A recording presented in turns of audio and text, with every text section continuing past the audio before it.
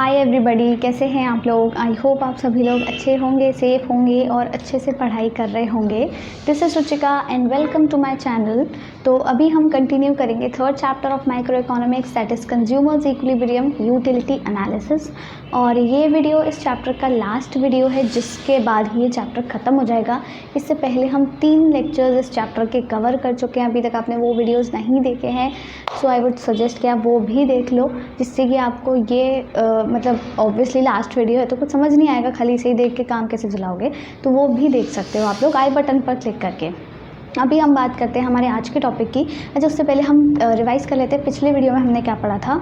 हमने क्या था कि कंज्यूमर का इक्विलिब्रियम के बारे में हम पढ़ रहे थे, ठीक है। कंज्यूमर के इक्विलिब्रियम के बारे में हम पढ़ रहे थे और उसमें हमने 2 केसेस पढ़े थे कि एक ना 1 कमोडिटी केस होता है, एक 2 और मोर कमोडिटी केस होता है। 1 कमोडिटी केस जब consumer is consuming only a single commodity, तो वो हमने पिछले वीडियो में पढ़ लिया था। अभी हम क्या पढ़ेंगे, व्हेन कंज्यूमर इज़ कंज्यूमिंग 2 और मोर देन 2 कमोडिटीज़। उस केस में how will you find consumers equilibrium या फिर how will consumer strike his equilibrium, ये सारी चीज़ें हमने पढ़नी है इस वीडियो में। तो अभी हम स्टार्ट करते हैं हमारी कहानी, यानी कि कंज्यूमर क्या कर रहा है, 2 या 2 से ज़्यादा गुड्स कंज्यूम कर रहा है। तो जब वो एक ही गुड कंज्यूम कर रहा था, उस टाइम पे मैंने क्या बताया था कि आपका इक्विलिब्रियम कहाँ स्ट्राइक होता है, when MUX by PX is equal to MUM, ठीक है। MUX आपका क्या है, marginal utility of good X, जो भी वो कंज्यूम कर रहा है। PX क्या है, प्राइस ऑफ गुड X, जो भी वो गुड कंज्यूम कर रहा है उसका प्राइस कितना है। और MUM क्या है, आपका मार्जिनल यूटिलिटी ऑफ मनी, यानी कि 1 रुपये की कीमत क्या है आपके लिए, 1 रुपये से आप कितनी यूटिलिटी एक्सपेक्ट कर रहे हो।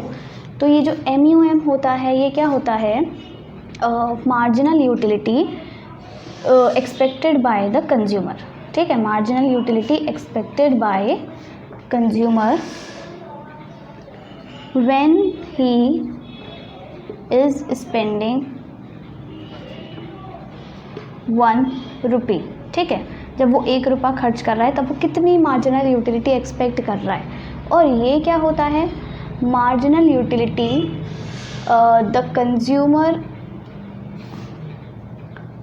एक्चुअली गेट्स, जो असली में उसको मार्जिनल यूटिलिटी मिल रही है बाय स्पेंडिंग 1 रुपी, ठीक है, 1 रुपया खर्च करने पर। तो इतना तो वो एक्सपेक्ट कर रहा है और इतना उसको मिल रहा है, और जितना वो एक्सपेक्ट करता है जितना उसको मिलता है, जब वो दोनों बराबर हो जाते हैं। मान लो आप एक्सपेक्ट कर रहे हो कि 1 रुपया खर्च करने से आपको 5 यूटिलिटी मिले, और जितना आप एक्सपेक्ट कर रहे हो उतना ही आपको मिल रहा है, तो उसी पॉइंट ऑफ टाइम पे आप राज़ी हो जाओगे, ठीक है मैं ये सामान खरीद लेता हूँ, इतनी यूनिट्स खरीद लूँगा, है ना, राज़ी हो जाओगे। तो वही आपका इक्विलिब्रियम पॉइंट हो जाएगा। ये हमने 1 कमोडिटी केस में पढ़ा था। साथ ही साथ जल्दी से बता देती हूँ, ये हमने एक छोटा सा ग्राफ पढ़ा था जहाँ पर ये मार्जिनल यूटिलिटी होती है, marginal utility in terms of money, ठीक है, मनी के टर्म्स में। और ये होता है आपका PX, यानी कि प्राइस। तो ये जो है आपका प्राइस किसके बराबर हो जाता है, जब यहाँ पर जब हम इसको ऑल्टर करेंगे तो क्या आएगा, MUX by MUM is equals to PX हो जाएगा ना।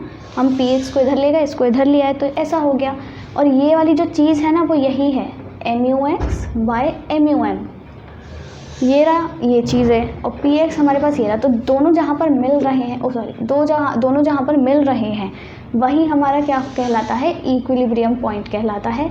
और ये वाला जो एरिया होता है, ये मैक्सिमम होता है when the consumer is in his equilibrium point. तो ये क्या है, ये एरिया मैक्सिमम होगा, और इस एरिया को हम कहते हैं कंज्यूमर सरप्लस, या मतलब जो भी गेन होता है कंज्यूमर को, उसे हम कंज्यूमर सरप्लस कहते हैं। यहाँ तक की कहानी हमने समझी थी पिछले वीडियो में, जब हमने 1 कमोडिटी केस करा था। अब हम करने वाले हैं भाई 2 कमोडिटी केस। तो देखो, जो 1 कमोडिटी केस का फॉर्मूला है, सिमिलरली 2 कमोडिटी केस का फॉर्मूला हो जाएगा। कैसे, मान लो जो कंज्यूमर है ना, वो 2 गुड्स कंज्यूम कर रहा है अब, ठीक है।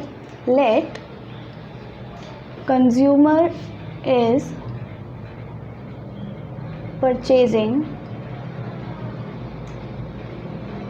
2 गुड्स, ठीक है। कौन कौन से, good X and good Y। अब वो 2 कर रहा है, पहले सिर्फ गुड X खरीद रहा था, Y भी खरीद रहा है। तो एक एक करके, जैसे हमने अभी कंडीशन पढ़ी थी ना, दोनों को एक साथ में रख देना है, कुछ नहीं करना है। अगर वो X खरीद रहा है तो X के साथ में इक्विलिब्रियम कब होगा, MUX by P X is equals to M U M, है ना, समझ आ गया। ये हो गई इक्वेशन 1। इसी तरह जब वो y खरीदेगा तब उसका इक्विलिब्रियम पॉइंट कहाँ होगा, एम यू वाई, बस x की जगह y रखना है, upon P Y is equals to M U M.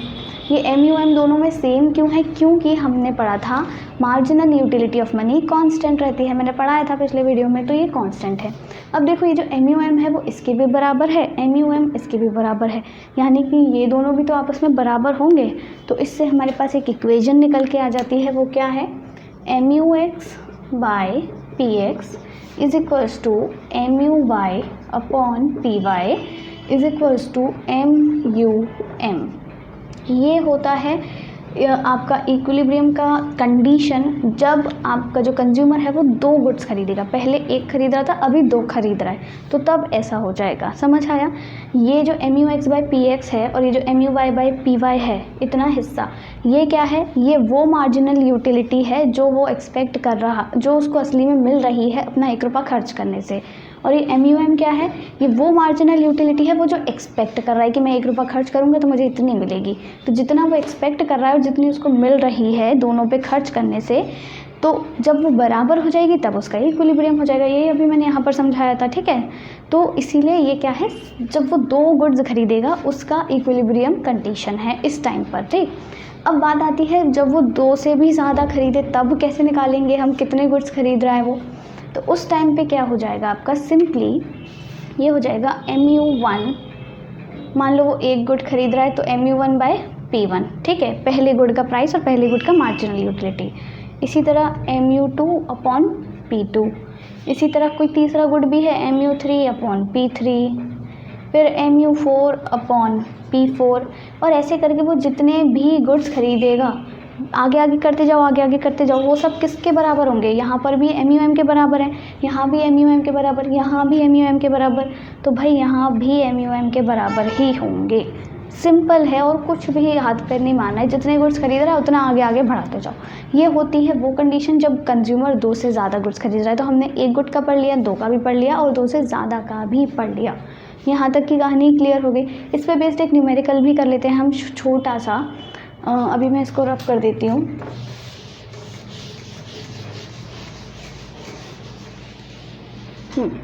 Let us suppose आपको गिवन है एम यू एक्स की वैल्यू कितनी 18, ठीक है, और पी एक्स है आपका 6, राइट। और इसी तरह आपको गिवन है एम यू वाई की वैल्यू 12 और आपको पी वाई गिवन है 4, राइट। अभी आपको चारों वैल्यूज़ गिवन है। अब आपको पूछा है कि क्या कंज्यूमर अपना इक्विलिब्रियम स्ट्राइक कर लेगा जब एम यू एम की वैल्यू हो 3। तो इस पर पूछा है एम यू एम जब 3 हो तो क्या कंज्यूमर अपना इक्विलिब्रियम स्ट्राइक कर पाएगा। उसके लिए क्या कंडीशन है, हमारे पास कंडीशन होती है M U X upon P X is equals to M U Y upon P Y और is equals to M U M. तो अगर ये तीनों की ही वैल्यूज़ बराबर आ जाती हैं वहाँ उस टाइम पर क्या होगा, कंज्यूमर इक्विलिब्रियम में होगा। तो हम क्या करेंगे, सबसे पहले वैल्यूज़ रख देंगे। एम यू एक्स की जगह 18 रखो, पी एक्स की जगह क्या रखना है 6। कितना आया 6, 3 से 18 होता है, यानी कि 3 आएगी वैल्यू, ठीक है। इधर क्या आएगी वैल्यू, एम यू वाई की जगह 12 रखो और यहाँ पे पी वाई की जगह 4, 3 से 12 होता है, यहाँ भी 3 आएगी वैल्यू और एम यू एम की वैल्यू ऑलरेडी क्या है 3 है। तो यानी कि तीनों बराबर हैं तो इक्विलिब्रियम अटेन कर लेगा। इन केस अगर मान लो 18 की जगह यहाँ पे मैं लिख देती हूँ 20 और यहाँ भी फिर 20 आएगा ऑब्वियसली, तो इस टाइम पे क्या होगा, नहीं होगा बराबर तीनों ही वैल्यूज़, तो यहाँ पर इक्विलिब्रियम अटेन नहीं कर पाएगा। सिंपल है, ऐसे ही न्यूमेरिकल्स आएंगे इस वाले टॉपिक से और कुछ खास नहीं, अब बहुत ही कम आते, इतने भी नहीं आते, ठीक है।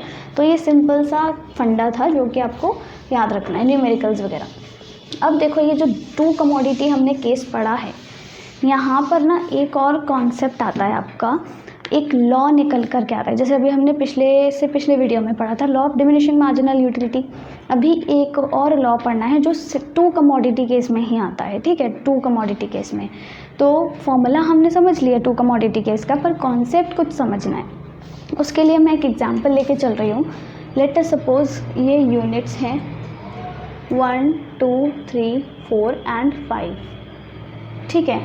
ये MUX है, यानी कि मार्जिनल यूटिलिटी ऑफ X। जब वो X कंज्यूम कर रहा है तो उसको कितनी मार्जिनल यूटिलिटी मिल रही है, और जब वो Y कंज्यूम कर रहा है तो उसको कितनी मार्जिनल यूटिलिटी मिल रही है। वो ये सारी वैल्यूज़ है। वैल्यूज़ लिख लेते हैं 20, 15, 10, 5 एंड 0।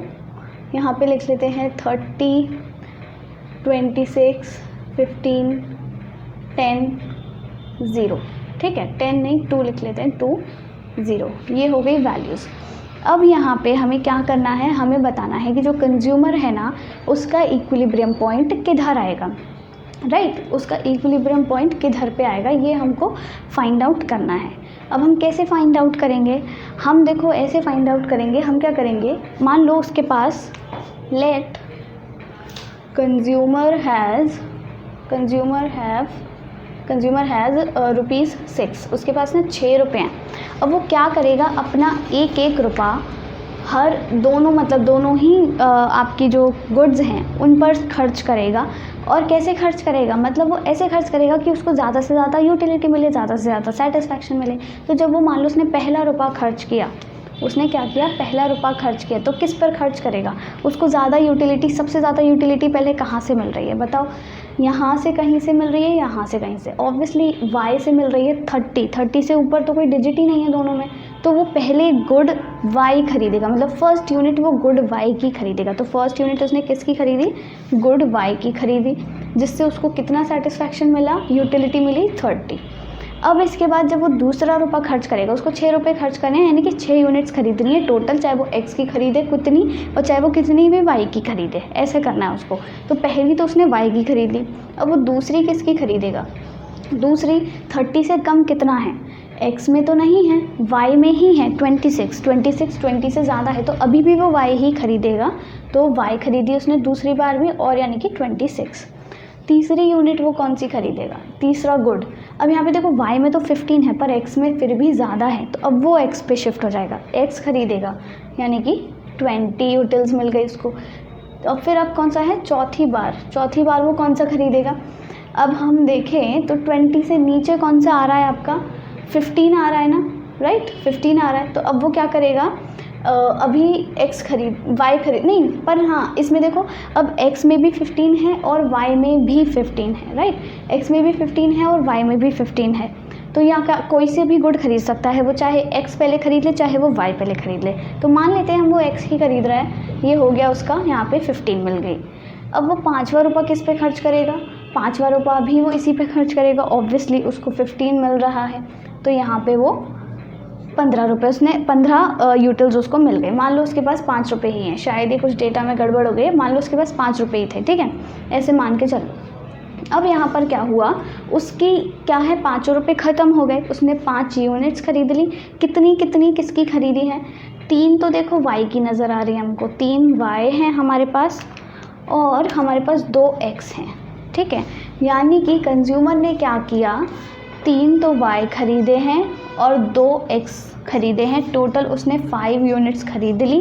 5 रुपये अपने खर्च कर दिए, पाँचों को खर्च करके उसने 5 रुपये खर्च करके उसको कितनी यूटिलिटी मिल रही है, देखो 15 और 15 30 और 30 60 और 20 80 और 26 यानी कि 106। अब उसको 106 यूटिलिटी मिल रही है अपने 5 रुपये खर्च करके। तो इससे हमें क्या समझ आता है कि जो कंज्यूमर है ना वो यही कॉम्बिनेशन को प्रेफर करेगा, कि मतलब 3 Y की यूनिट्स और 2 X की यूनिट्स, क्योंकि इसी में ही उसको मैक्सिमम सेटिस्फैक्शन मिल रहा है। और हमें करना क्या है भाई, हमें कंज्यूमर का इक्विलिब्रियम अटेन करना है, और इक्विलिब्रियम मतलब जब वो मैक्सिमम सेटिस्फैक्शन अचीव कर ले, और यही तो उसका मैक्सिमम सेटिस्फैक्शन ही है। अभी वो क्या करे, मान लो यहाँ पे 15 ना लेकर के 10 ले लेता, या फिर यहाँ 20 ना लेकर के 2 ले लेता, तो उसका जो इक्विलिब्रियम पॉइंट है वो गड़बड़ा जाता, उसका सेटिस्फैक्शन मैक्सिमम नहीं होता, ठीक है, उसको ज़्यादा मैक्सिमम संतुष्टि नहीं मिल रही होती। पर अभी वो मैक्सिमम सेटिस्फैक्शन के लेवल पर है, तो यानी कि इस वाली क्या कहते हैं आपको, कॉम्बिनेशन से वो कहीं भी आगे पीछे जाएगा तो उसका इक्विलिब्रियम डिसबैलेंस हो जाएगा, वो डिसइक्विलिब्रियम में चला जाएगा। पर उसको अभी क्या करेगा, वो यही कॉम्बिनेशन प्रेफर करेगा, यानी कि 3 units of Y and 2 units of X। समझ आया। तो इस तरीके से हम पता कर सकते हैं कि वो कितनी यूनिट्स खरीदेगा। राइट। अब इसी को देखो हम ग्राफिकली भी शो कर सकते हैं। कैसे? हमने क्या पढ़ा था, ये है आपका यहाँ पे मान लो MUX, ठीक है। मैंने क्या बताया था कि आपको मार्जिनल यूटिलिटी कर्व कैसा होता है, डाउनवर्ड स्लोपिंग। पढ़ा था ना हमने सेकेंड लेक्चर में कि marginal utility curve downward sloping होता है, मैंने पढ़ाया था। तो अभी क्या होगा, हम MUX का भी कर्व बनाएंगे और MUY का भी कर्व बनाएंगे, दोनों ही एक ही ग्राफ पे। कैसे? देखो एक तरह का ये ग्राफ होता है जहाँ पर आप इधर ऐसे ले सकते हो y एक्सेस और यहाँ भी आप y एक्सेस ले सकते हो। तो अब यहाँ पे हम MUX बनाते हैं, ये रहा, राइट। और यहाँ पे हम MUY बना लेते हैं, ये रहा। तो ये तो हो गया MUY, ये हो गया MUX का कर्व, समझ आया। यहाँ पे क्या है आपका number of units, number of units. अगर हम यहाँ से देखें, इधर की साइड से देखें तो 0 1 2, ठीक है, 0 1 2 यहाँ पे, हाँ 0 1 2 3 4 और ये 5 है, मान लेते हैं 1 2 3 4 5, डन, ठीक है। 1 2 3, हाँ सही तो है। तो यहाँ पे देखो इस पॉइंट पे जहाँ पर ये दोनों बराबर हैं, वो पॉइंट आपका कौन सा कहलाएगा, इक्विलिब्रियम पॉइंट। जहाँ पर MUY और MUX बराबर हैं वो कहलाता है इक्विलिब्रियम पॉइंट।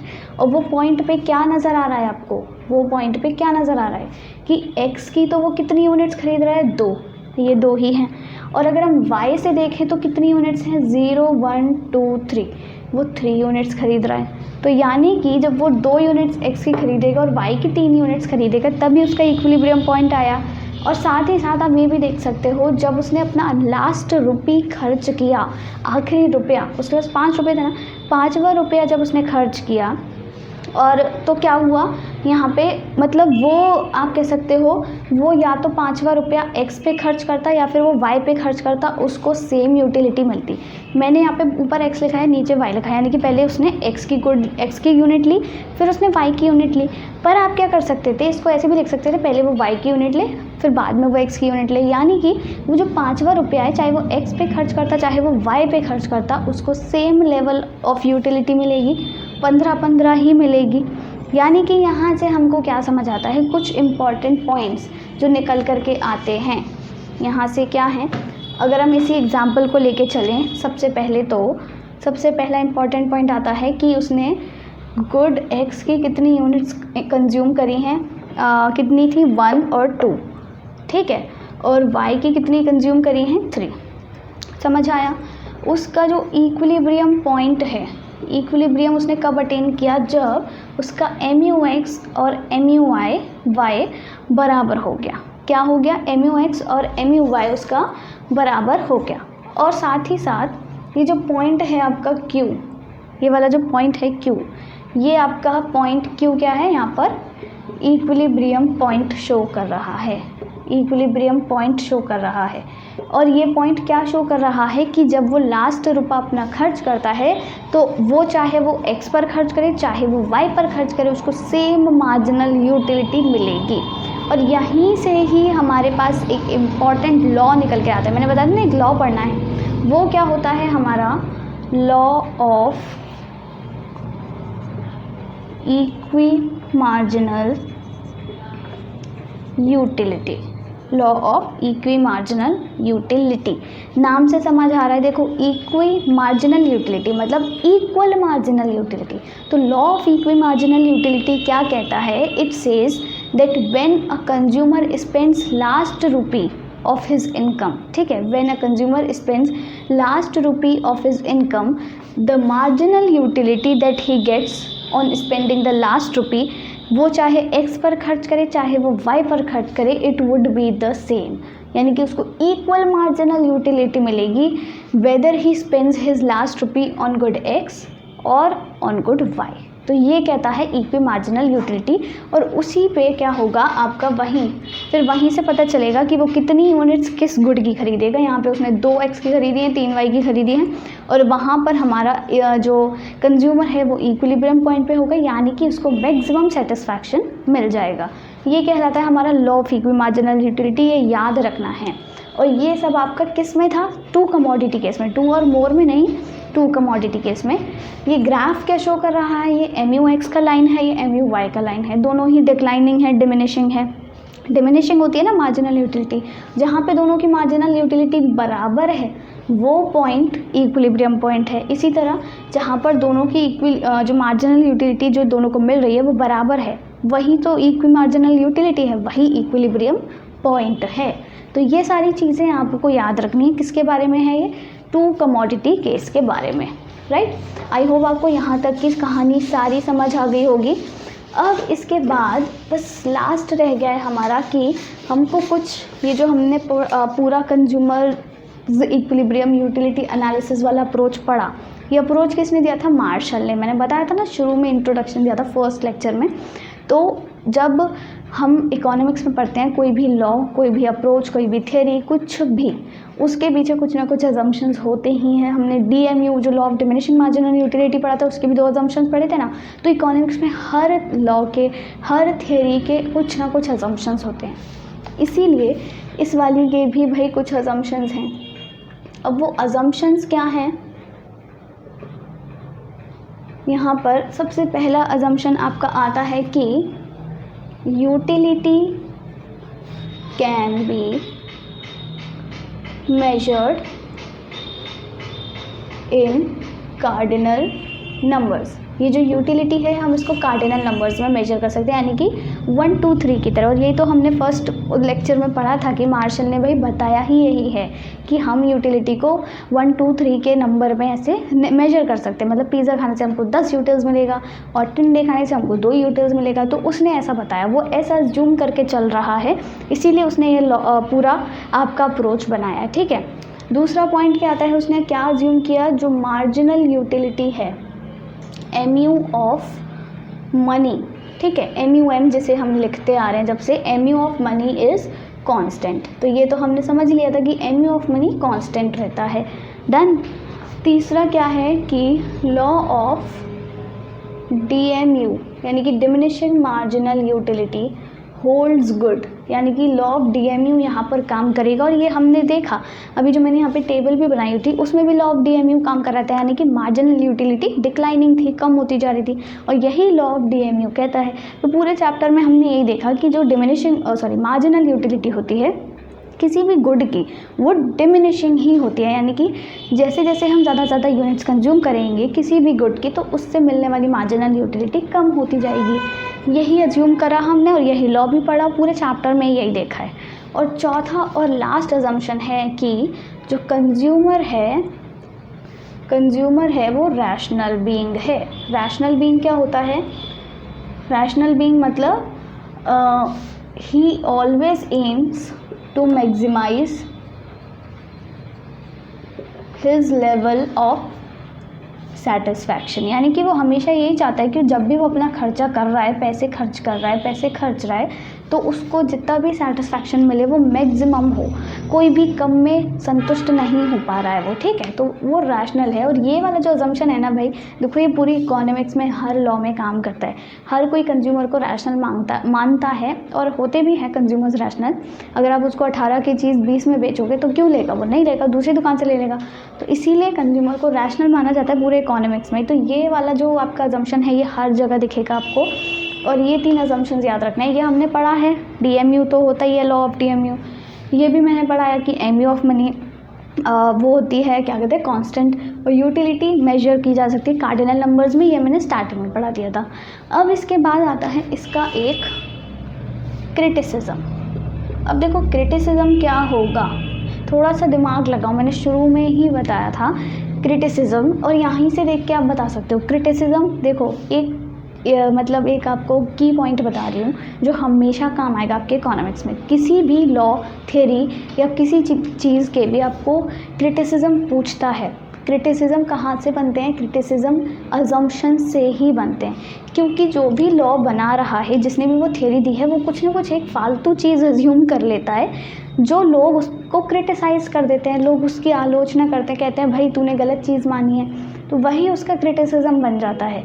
और इसने, ये जो मार्शल बंदा है, इसने क्या ऐसी फालतू चीज़ अज्यूम करी है, ये वाली first point, utility can be measured in cardinal numbers. और मैंने शुरू में भी बताया था कि क्या हम यूटिलिटी को कार्डिनल नंबर्स में मेजर कर सकते हैं। आप बता सकते हो कि आपको ये खाने से, कपड़े पहनने से कितने यूटिलिटी मिल रही है ना, हम नहीं बता सकते। तो क्रिटिसिज्म के नाम पे सिर्फ एक ही क्रिटिसिज्म है कि जो आपका यूटिलिटी है it can not be measured in cardinal numbers but it can only be rank. हम सिर्फ उसको रैंक कर सकते हैं कि इससे ज़्यादा यूटिलिटी मिल रही है और इससे कम मिल रही है, ठीक है, इससे मुझे ज़्यादा मिलती है, इससे कम मिलती है, इससे बराबर सी मिलती है, ऐसे हम रैंक कर सकते हैं। गिन तो नहीं सकते ना कितनी मिल रही है। और फिर बात ये आती है कि क्रिटिसाइज़ किसने किया, क्रिटिसाइज़ किसने किया होगा, ये भी मैंने शुरू में बताया था, हिक्स ने।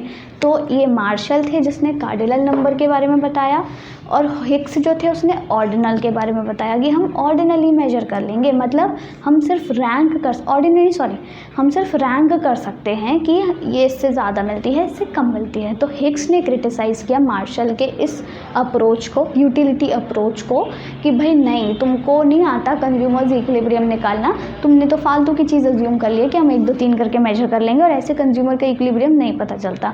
मैं अपनी एक लॉ बनाऊंगा, अपना एक थ्योरी बनाऊंगा, उसे हम पढ़ेंगे, वो सबसे सही है, क्योंकि उसमें मैं ये बताऊंगा कि हम सिर्फ रैंक कर सकते हैं, इससे ज़्यादा मिलती है, इससे कम।